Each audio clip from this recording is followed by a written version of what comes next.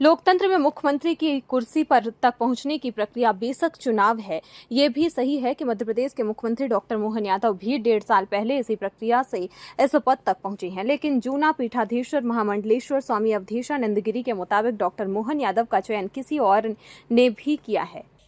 आदरणीय मुख्यमंत्री जी से जितनी भी मेरी आज चर्चा हुई, उस सारी चर्चा में उनकी आध्यात्मिक बातें, उनकी सांस्कृतिक निष्ठा, प्रदेश के प्रगति और विकास के लिए उनकी प्रतिबद्धताएं तो दिखाई देती हैं, पर साथ में प्रदेश में सांस्कृतिक चेतना का संचार हो, आध्यात्मिक मूल्यों का संवर्धन हो और विशेषकर आने वाले सिंहस्थ में किस ढंग से उस सिंहस्थ को विश्वव्यापी प्रतिमान दिए जा सके, ऐसी उनकी चिंताएं, ऐसी उनकी सोच बार बार दिखाई देती है और उनके लिए बहुत बहुत शुभकामनाएं।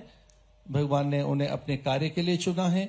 हो सकता है कि लोकतंत्र में कि एक व्यवस्था से चयन हुआ हो उनका, हो सकता है कोई इस लोकतांत्रिक चयन प्रक्रिया में उनका कुछ गणमान्य लोगों ने चयन किया हो। मुझे तो लगता है उनका चयन मां नर्मदा ने, मां क्षिप्रा ने, महाकाल ने, ओंकारेश्वर ने किया है। इस गुरु धरती पर वे बड़े कार्य का संकल्प लेकर बैठे हैं। बहुत बहुत शुभकामनाएं।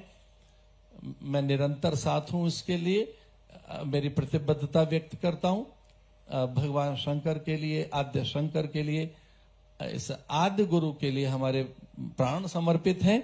लेकिन संकोच में एक बात कह रहा हूं, हम सन्यासियों को, विशेषकर साधुओं में, सब साधुओं की बात नहीं कर रहा हूं, हम सन्यासियों को, हम शंकरानुयायियों को जो कार्य बहुत पहले करना चाहिए था वो हम नहीं कर सके, वो यहां होता हुआ दिखाई दे रहा है।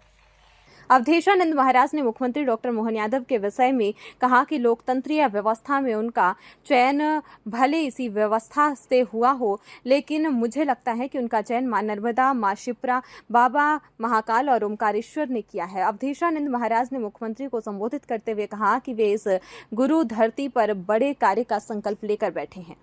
अवसर पर नर्मदा के तट पर आपके आशीर्वाद से, सरकार के माध्यम से ऐसे कई कामों को हम चलाने का प्रयास कर रहे हैं। जब हमने अपनी धार्मिक नगरियों से शराबबंदी करते हुए शराब की जो कुपरंपरा है उससे मुक्ति का भी संकल्प हमने लिया। हमने कहा है कि हमारे यहाँ दारू की दुकानें बंद और दूध की दुकान खुलना चाहिए। इसलिए गौशालाओं के लिए, गोपालन के लिए सरकार के माध्यम से कामधेनु योजना के आधार पर हमारा दूध उत्पादन देश के अंदर अभी महाराज जी तीसरे नंबर पे 9% हम अपनी दूध उत्पादन क्षमता से काम कर रहे हैं। हमने संकल्प किया इसको 20% तक ले जाएंगे। हमारी आपके आशीर्वाद से परमात्मा करेगा वो संकल्प भी पूरा होगा।